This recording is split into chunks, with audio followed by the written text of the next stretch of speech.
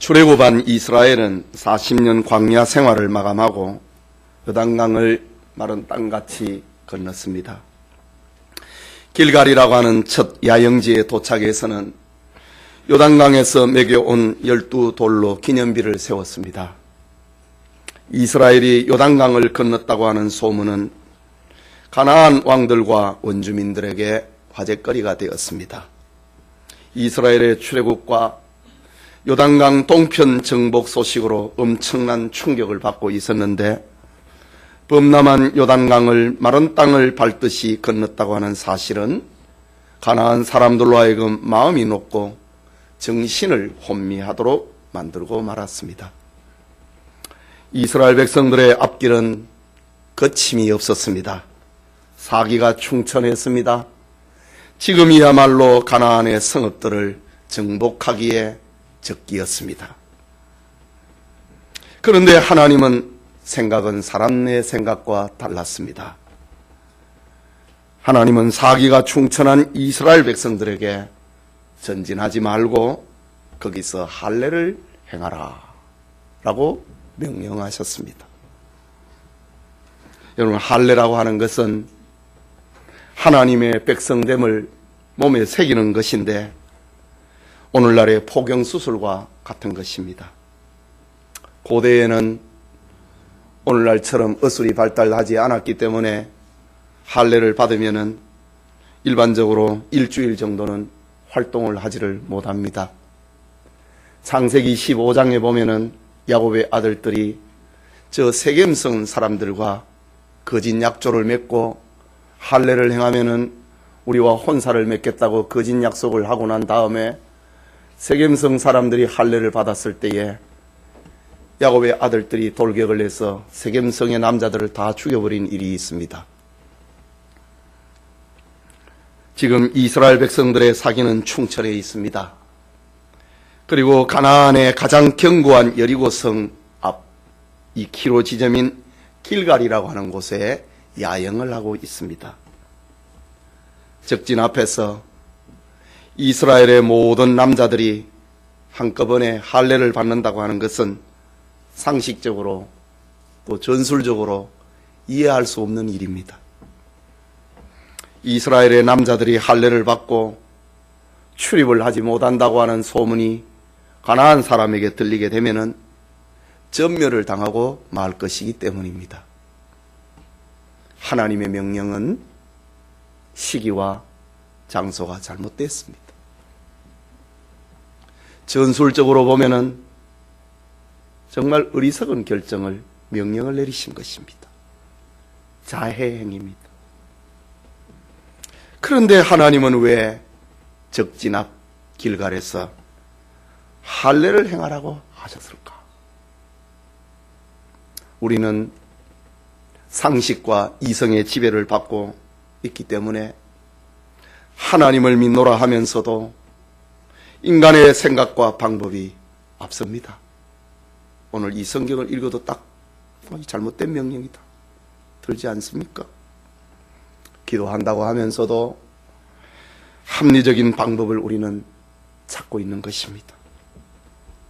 그런데 오늘 본문을 보면은 그렇게 불평 많던 이스라엘 사람들 중에 어느 한 사람도 하나님의 명령이 잘못됐다 라고 수군거리거나 떠드는 사람이 없었다는 사실입니다. 자기 생각을 내세우는 사람이 없었습니다. 이스라엘 백성들이 광야 40년을 지나더니 바보가 되어버렸는가?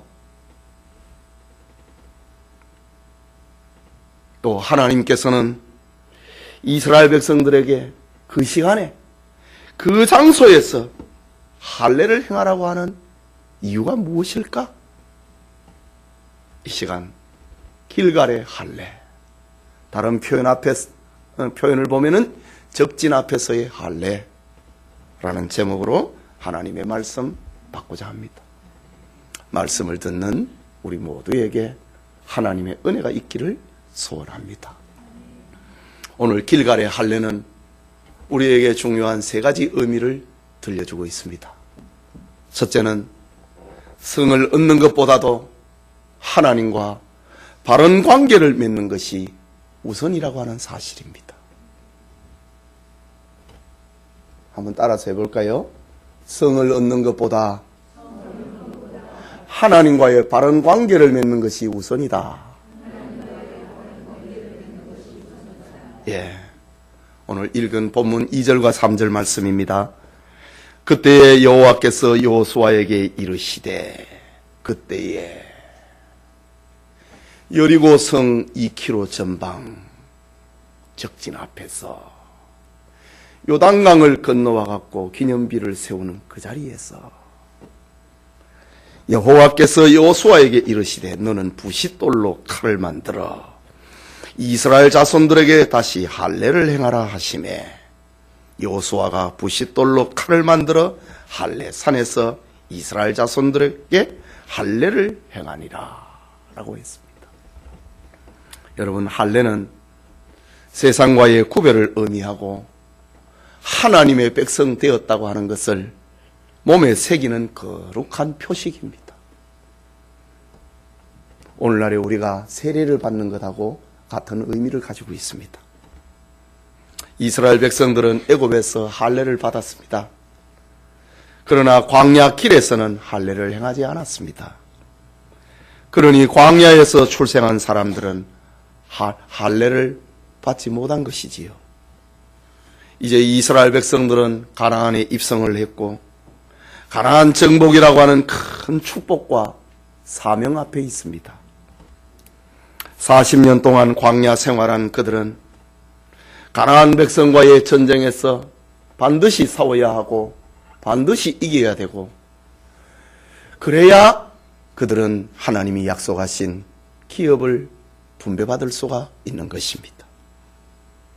그런데 좀 전에 지적한 것처럼 할례를 하는 시점과 그 장소가 잘못됐다는 것입니다. 전쟁을 앞에 두고 가장 호전적인 가나안의 원주민인 여리고성 앞에서 이스라엘이 할례를 받는다면, 이 사실을 가나안 사람들이 알게 된다면 그들은 전멸당하고 말 것입니다. 그런데 하나님께서는 이스라엘 백성들에게 적진 앞에서 할례를 행하라고 합니다. 하나님께서 세상 물정을 몰라도 너무 모르시지요. 요즘 교인들도 가끔 목사님은 세상 물정을 너무 몰라 그러시는 분들이 가끔 있더구만요.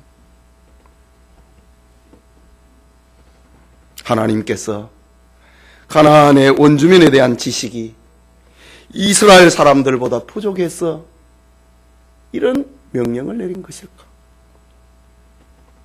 하나님께서는 도대체 어떤 의도를 가지고 있기 때문에 적진 앞에서 일주일 동안 움직이지도 못하는 이런 명령을 내린 것일까? 여러분, 우리의 삶을 한번 생각을 해보십시다. 요즘 하루하루 견디기가 힘든 이들이 많지 않습니까? 특별히 소상공인들이 그렇다고 합니다. 식당 하는 사람에게 주일날 엄청 큰 단체 손님 예약이 들어왔습니다. 기업하는 사람에게 하나님께 헌금할 돈이 있는데 갑작스럽게 처리해야 할 사건이 발생하고 말았습니다. 인간의 머리로 생각을 하면은 어려운 경기에 주일이라도 돈을 벌어야 하는 것이 우선이고, 회사를 경영하는 사람에게 급한 회사 일을 처리하는 것이 우선이지 않겠습니까? 그런데 하나님은 성도가 주일날 큰 돈을 버는 것보다도 헌금할 돈으로 급한 회사 일을 처리를 하는 것보다도 하나님과의 관계를 우선으로 여긴다고 하는 사실입니다.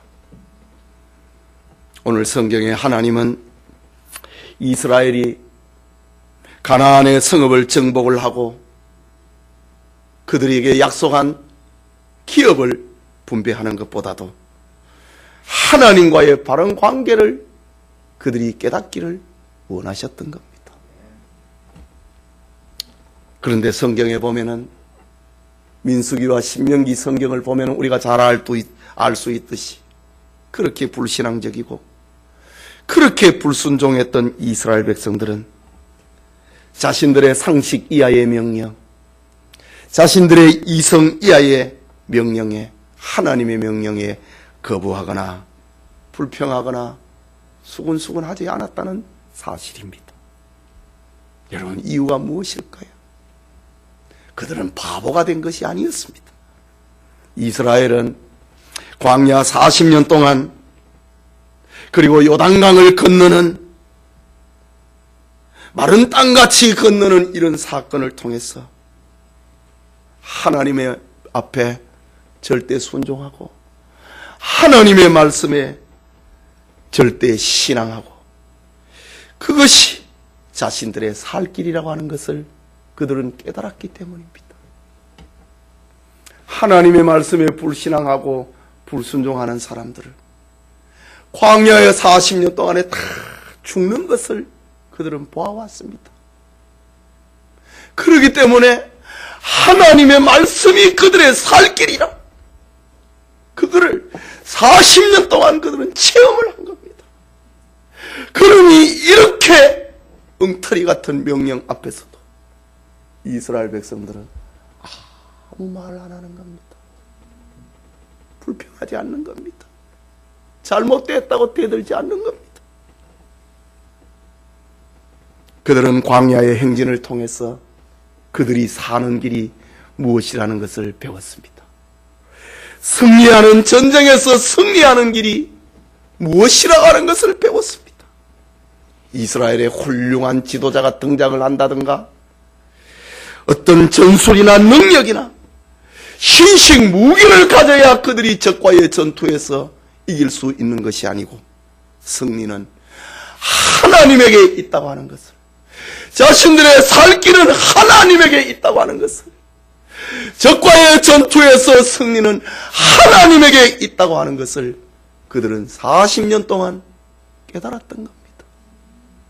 그래서 이런 허무맹랑한 명령 앞에서, 적진 앞에서 꼼짝을 못하는 할례를 행하라고 하는 이 명령 앞에서 이스라엘 백성들은 조용히 다 순종하고 있는 장면입니다. 그렇습니다. 오늘 우리가 세상에서 겪어야 하는 신앙생활이라고 하는 것이 이런 것입니다. 우리의 지식, 우리의 경험, 우리의 지혜를 넘어서 하나님의 힘과 하나님의 능력에 우리의 살 길이 있고 승리가 있다고 하는 것을 배우는 것이 우리의 신앙생활입니다. 오늘 우리는 길갈의 할례를 통해서 이스라엘 백성들이 깨달았던 지혜를 배워야 됩니다. 그것이 실패를 최소화하는 길이고 실패를 반복하지 아니하는 축복의 길이라는 것을 오늘 우리에게 교훈하고 있는 것입니다. 40년 동안 실패를 경험을 하면서 터득을 냈던 이 진리를 오늘 순종을 통해서 우리에게 보여주고 있다라는 사실입니다. 예배드리는 성도님, 오늘 우리에게도 성을 얻는 것보다도 무슨 큰 이득을 얻어내는 것보다도 하나님과의 빠른 관계를 회복하는 것이 우선이라고 하는 사실을 깨닫기를 소원합니다.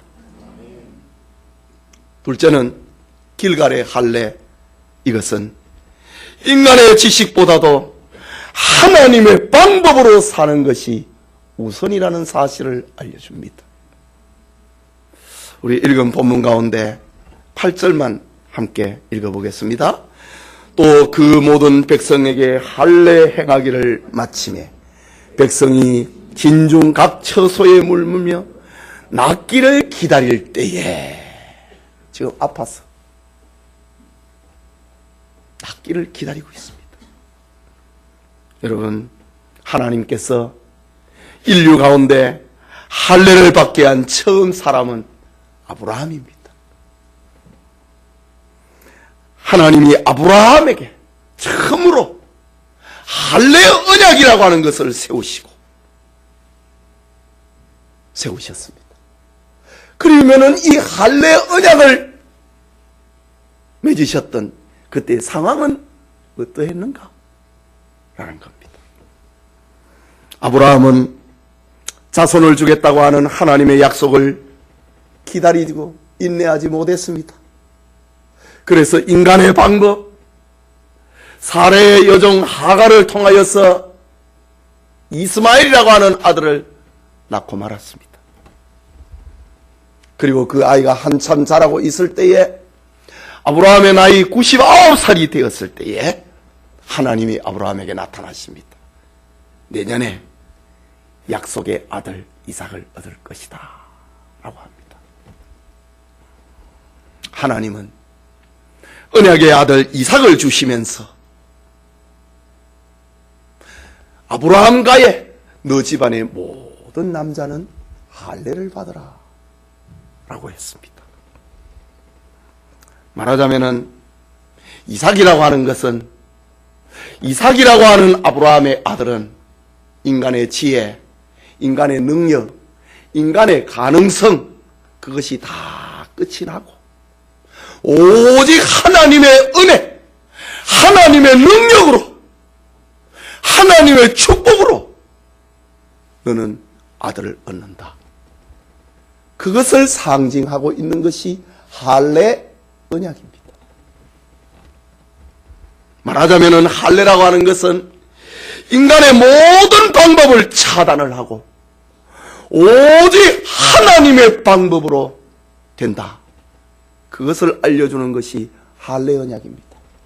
그럼 우리가 세례를 받습니다. 예수님의 이름으로 세례를 받습니다. 성부와 성자와 성령의 이름으로 우리는 세례를 받습니다. 구원이라고 하는 것은 우리의 모든 가능성을 차단하고 오직 하나님의 은혜와 예수 그리스도의 대속의 힘으로 우리가 구원받고 하나님의 자녀가 된다고 하는 그 표식을 하는 것이 세례입니다. 이것처럼 구약의 할례도 마찬가지입니다. 인간의 모든 가능성과 능력은 차단이 되고 아브라함이 90세가 되고 100세가 되고 사라가 90살이 되었으니 인간의 모든 가능성은, 자식을 낳을 수 있는 가능성은 끝이 나고 하나님의 능력으로 이삭을 얻었다. 그것을 상징하고 있는 것이 할례고, 할례 언약이라고 하는 것은 인간의 가능성을 차단하고 하나님의 은혜로 된다. 그걸 말하는 겁니다. 오늘 본문에 이스라엘 백성들이 가나안 정복전쟁을 목전에 두고 있습니다. 바로 이 시점에 이스라엘이 끝안강을 건넜습니다. 이제 여리고를 시작을 해서 본격적으로 정복전쟁을 하게 될 것입니다. 그런데 적진 앞에서 할례를 받는다. 인간적으로는 잘못된 거지요. 그런데 하나님께서 바로 이 시점에 이스라엘로 하여금 할례를 받게 하셨어. 가나안의 정복은 인간의 힘으로, 인간의 지식으로, 인간의 능력으로 하는 것이 아니라 오직 하나님의 은혜로 된다는 것을 깨우치고 계시는 겁니다. 그래서 적진 앞에서 일주일 동안 꼼짝을 하지 못하도록 만들어버린 것입니다. 가나안 정복과 기업의 분배에 대한 인간의 방법, 인간의 기대, 이렇게 하면 되겠지, 인간의 기대까지도 다 없애버리고 오직 하나님의 방법으로 이루어진다는 사실을 알게 하려고 할례를 받게 하셨습니다. 정말 위험천만해 보이는, 인간적으로 보면은 할례를 받게 하신 것입니다. 여러분, 죄 아래서 살아가고 있는 사람은 언제나 자기 방법으로 살고 싶어 합니다. 그래서 회의가 있으면은 말하고 싶어서 못 견디는 사람이 있잖아요. 그 자기 방법으로 하고 싶어서 그런 겁니다. 자기 이름을 내고 싶어서 견디지를 못합니다. 이게 모든 사람들의 형편입니다. 사람은 이 땅에 자기성을 쌓고 자기 이름을 내고 자기 이름을 새기기 위하여서 바벨탑을 쌓고 있습니다. 그러나 하나님은 이 세상에 하나님 자신의 이름을 내기를 원합니다. 하나님의 나라를 세우기를 원합니다. 하나님의 나라는 하나님의 이름을 나타내고 그 백성이 되는 것, 그게 하나님의 나라거든요. 이런 나라를 세우기를 원하십니다. 하나님은 자신의 이 목적을 이루기 위하여서 이스라엘로 하여금 큰 민족이 되도록 하셨고 애굽에서 구원해 주셨습니다. 이 목적을 위하여 40년간 광야 생활을 통해서 이스라엘을 높이기도 하시고 낮추기도 하셨습니다. 신명기 8장을 보면 하나님이 이렇게 하신 이유는 사람이 떡으로 사는 것이 아니라 하나님의 말씀으로 살게 하심을 알게 하려 함이라 라고 했습니다. 이 목적을 위하여서 하나님은 하늘의 양식인 만나를 먹이시고 그 옷이 떨어지지 아니하고 그 신이 헤어지지 않도록 떨어지지 않도록 해주셨습니다. 지금은 바로 이 목적을 위하여서 여리고성 적진 앞에서 할례를 받으라 라고 하셨습니다. 사람은 가나안의 정복과 기업 분배는 사람의 생각과 방법으로 되는 게 아니라 하나님의 방법으로 된다라는 사실을 깨우쳐주고 있는 겁니다. 여러분, 오늘 우리에게 중요한 것은 세상에서 구별되어 이 시간 교회에 나왔다는 것이 아닙니다. 생명의 말씀인 설교를 듣고 있다고 하는 것도 아닙니다.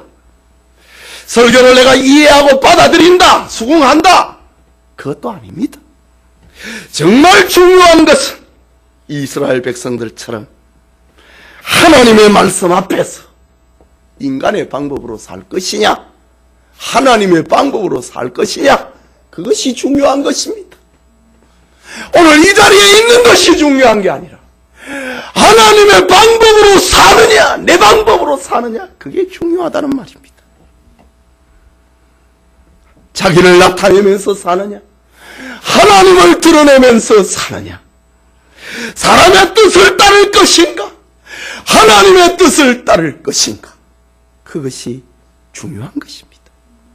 오늘 성경을 보면은 하나님은 가나안 땅 적진 앞에서라도 할례를 통하여서 하나님의 말씀을 듣고 하나님의 방법으로 살도록 교훈하고 있는 것이 할례를 받으라 라는 겁니다. 오늘날의 교인들이 크게 실수하고 잘못하고 있는 것이 바로 이 부분입니다. 많은 교회와 성도들이 하나님을 위해서 무엇을 해야 된다고 하는 생각에 사로잡혀서 조급하게 살고 있습니다. 무엇인가 해야 된다고 하는 생각이 성도들을 잘못된 길로 인도하고 있는 것입니다. 하나님의 일은 하나님의 방법으로 할 때 가장 아름다운 것입니다. 하나님의 일이라고 하는 것은 이스라엘 백성들로 하여금 빨리 가나안을 정복을 시키고 빨리 그들에게 기업을 분배하는 것이 하나님의 뜻이 아닙니다. 하나님은 이미 이스라엘 백성들에게 승리를 약속해 주셨고 기업을 약속해 주셨습니다. 그럼에도 하나님은 전쟁을 통해서 가나안을 정복하게 하시고 그 땅을 분배받도록 하신 것입니다. 이유가 무엇일까요? 전쟁을 통해서 피 흘리고 땀을 흘리는 것을 통해서 우리가 어떤 사람이 되어야 될 것인가, 사람의 방법으로 살 것인가, 하나님의 방법으로 살 것인가, 그것을 깨닫도록 하는 실물 교육이 가나안의 정복 전쟁이었다는 것입니다. 그것을 알게 하시려고 오늘은 적진 앞에서 할례를 받게 하십니다. 여러분, 적진 앞에서 할례를 받고 한 주간 동안 길갈에 자기 집에 누워 있는 이스라엘의 남자들을 한번 생각을 해보십시오. 오늘 성경으로 보면은 그 모든 백성이 할례 행하기를 마침에 백성이 진중각 처소에 머물며 낫기를 기다릴 때에, 여러분, 이스라엘의 남자들이 할례를 받고 집에서 아파서 낫기를 기다리고 있을 이때에 무엇을 생각했겠습니까? 그것은 철저하게 우리는 우리의 힘으로 사는 게 아니고 하나님의 능력으로 산다. 가나안의 정복은, 여리고 성의 정복은 우리의 생각과 능력으로 정복하는 게 아니라 하나님의 방법으로 정복된다. 그것을 배우는 겁니다. 그것을 알려주고 있는 결정적인 사건이 그 다음에 나온다고요. 여호수아가 여리고 성 앞에서 여호와의 군대 장관을 봅니다. 이 전쟁은 하나님 편에서 볼 때 이 전쟁은 내 전쟁이야, 너 전쟁이 아니야, 그런 표현입니다. 너는 너 서 있는 곳에서 신을 벗어라. 너는 종이야. 이 전쟁은 내 전쟁이야. 그것을 알려주는 것이 5장 후반부의 말씀입니다. 이스라엘 백성들이 바로 할례를 받고 낫기를 기다리면서 이것을 깨닫는 기간입니다. 오늘 우리도 세상이라고 하는 적진 앞에서 인간의 방법이 아닌 하나님의 방법으로 살 것을 다짐해야 됩니다. 하나님을 떠나서는 아무것도 할 수 없다는 사실을 믿어야 됩니다. 오직 하나님만을 의지해야 됩니다. 하나님이 주시면 받고 하나님이 가라 하시면 가고 하나님께 순종해야 됩니다. 이런 고백, 이런 다짐이 있어야 됩니다. 이것이 요단강을 건넜던 이스라엘 사람들의 모습이고, 할례를 받고 있는, 원망 없이 할례를 받고 있는 이스라엘 백성들의 모습이고, 그리스도의 십자가의 보혈을 믿고 성령을 받은 성도들의 모습입니다. 이런 은혜가 우리 모두에게 있기를 소원합니다. 마지막으로 길갈의 할례, 이것은 언약 신앙으로 하나 되는 것이 우선임을 알려주고 있습니다. 언약 신앙으로 우리는 하나 된다. 그게 우선이라는 말입니다. 본문 7절의 말씀을 한번 보겠습니다. 그들의 대를 잇게 하신 이 자손에게, 그들의 대를 잇는다. 그들은 아브라함의 자손이고 가까이에는 광야 40년 동안에 불신앙하고 불순종하다가 죽어버린 사람들입니다. 그들의 대를 잇게 하신 자손에게 여호수아가 할례를 행하였으니 길에서는 그들에게 할례를 행하지 못하였으므로 할례 없는 자가 되었음이었더라. 또 9절에 여호와께서 여호수아에게 이르시되 내가 오늘 애굽의 수치를 너희에게서 떠나가게 하였다 하셨으므로 그곳 이름을 오늘까지 길갈이라 하느니라고 합니다. 여기 그들의 대를 잇게 하신 자손, 아브라함의 자손이 출애굽한 이스라엘 백성들입니다. 그들은 이제 노예가 아닙니다. 하나님의 언약의 백성이고 하나님의 자녀입니다. 그런데 이스라엘 사람들의 몸에는, 마음에는 아직까지 애굽의 흔적이 새겨져 있고 애굽의 정신이 그들을 흔들고 있습니다. 그들 중에는 출애굽 전에 할례를 받았으나 죽음의 형벌에서 벗어난 어린 사람들이 노인이 된 사람도 있습니다. 당시에 20살에서 60살까지가 전쟁에 나가는 나이였고 그들이 다 죽었기 때문에 그 아이들은 살아 있었습니다. 그들은 지금 노인이 되어 있습니다.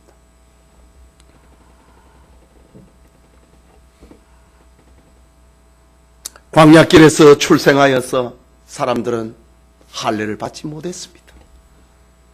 그들 중에는 구세대와 신세대, 할례를 받은 노인들과 받지 않은 젊은이가 섞여 있습니다. 애굽의 수치를 겪은 노인들과 광야길에서 출생한 신세대가 섞여 있습니다. 우월감을 가지고 있는 사람들과 열등의식을 가지고 있는 사람들이 섞여 있습니다. 능력이 있는 사람과 무능한 사람들이 그 가운데 섞여 있습니다. 그런데 이런 세상 것들로는 하나님의 나라를 받을 수가 없습니다. 하나님은 인간의 모든 수치와 갈등, 우월감과 열등의식을 다 떠나보내기를 원하셨습니다. 하나님의 언약신앙으로 그들을 하나 되게 만들고 가나안을 정복을 하고 기업을 받기를 원하셨습니다. 하나님의 언약신앙으로 이스라엘을 하나 되게 만드는 것, 우리는 하나님의 백성이다. 아브라함의 자손이다. 약속을 받은 자손이다. 그 언약신앙으로 하나 되게 만드는 것이 바로 할례였다고 하는 사실입니다. 이미 살펴본 것처럼 적진 앞에서 할례를 받는 것이 얼마나 위험한 일입니까? 그러나 하나님은 이스라엘이 살고 죽는 것보다도, 성을 얻느냐 얻지 못하느냐 그것보다도 그들이 언약신앙으로 하나 되는 것이 하나님에게는 우선이었습니다. 할례라고 하는 것은 이스라엘로 하여금 언약의 공동체를 만들고 신앙의 공동체를 만들고 하나님의 나라의 공동체를 만드는 눈에 보이는 표식이었습니다. 하나님은 바로 언약신앙으로 하나 되도록 만들었다는 사실입니다.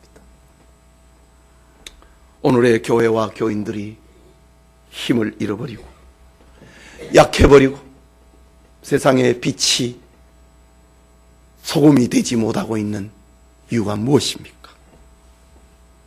언약의 공동체, 그것보다도 개인주의, 능력주의를 앞세우고 이기주의, 세속주의가 교회와 삶을 지배하고 있기 때문입니다. 각자 프레이드, 각자 도생하는 겁니다. 이것이 힘을 잃게 만드는 이유입니다. 사도 바울은 에베소서 4장 1절에서 4절에 권면하기를, 그러므로 주 안에서 갇힌 내가 너희를 권하노니 너희가 부르심을 받은 일에 합당하게 행하여 모든 겸손과 온유로 하고 오래 참음으로 사랑 가운데서 서로 용납하고 평안에 매는 줄로 성령이 하나 되게 하신 것을 힘써 지키라 라고 했습니다.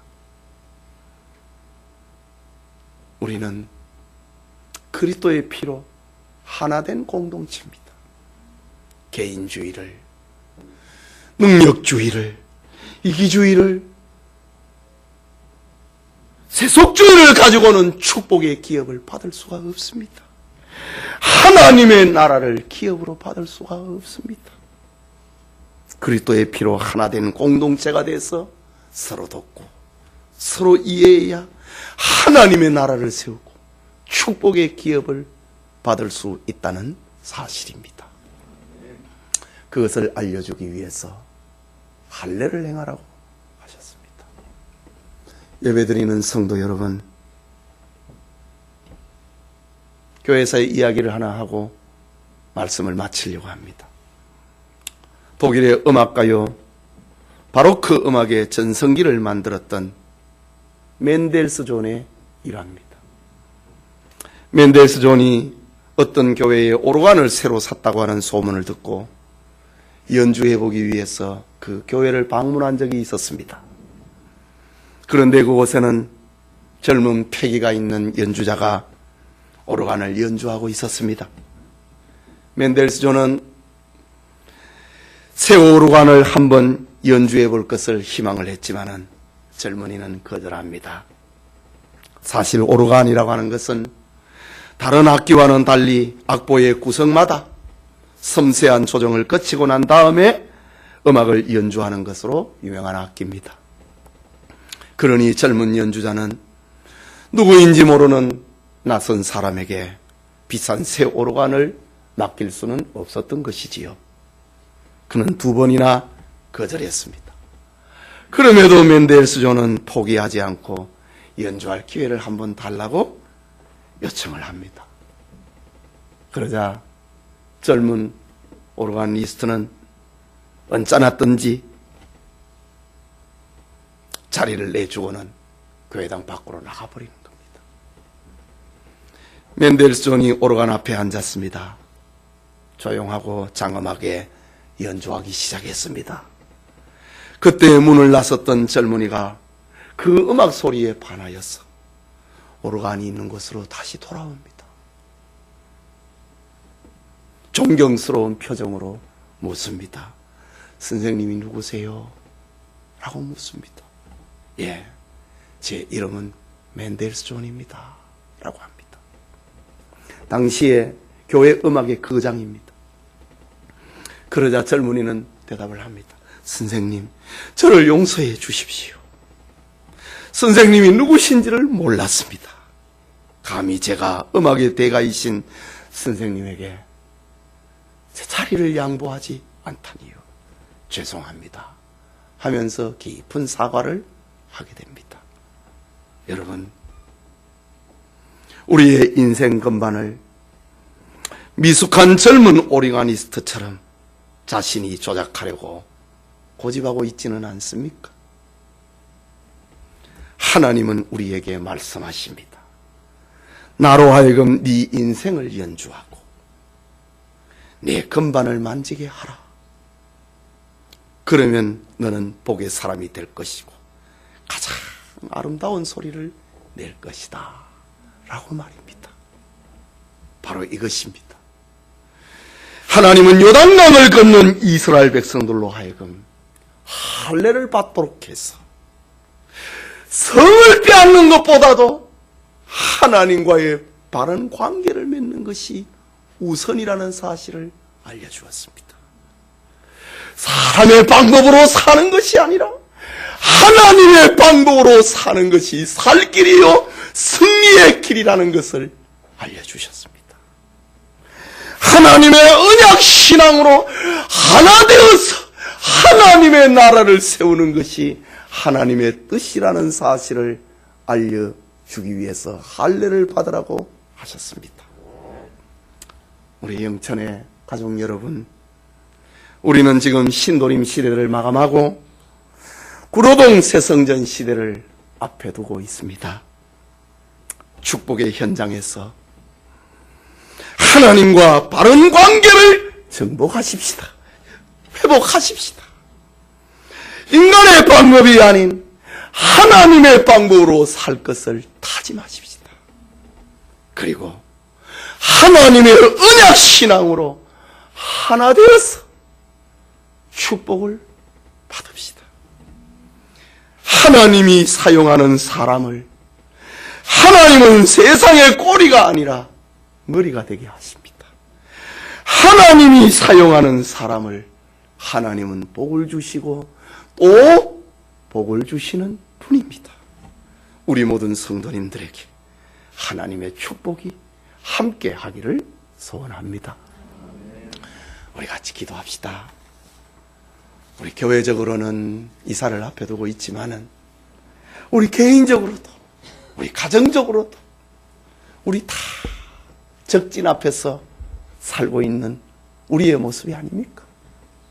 하나님은 큰 돈을 벌고 성을 빼앗는 것보다도 하나님과 바른 관계를 맺으라. 인간의 방법이 아니라 하나님의 방법으로 사는 것이 살 길이요 승리의 길이다. 언약 신앙으로, 하나님 신앙으로 하나 되는 것이 가나안을 정복하는 것보다 우선이다. 하나 되는 것이 하나님의 나라를 세우는 길이다. 그것을 알게 하시고 있습니다. 우리 모두 여리고성 앞에 있는 길갈에 있는 이스라엘 백성들처럼 적진 앞에서의 할례라는 말씀을 마음에 새기고 함께 기도합시다.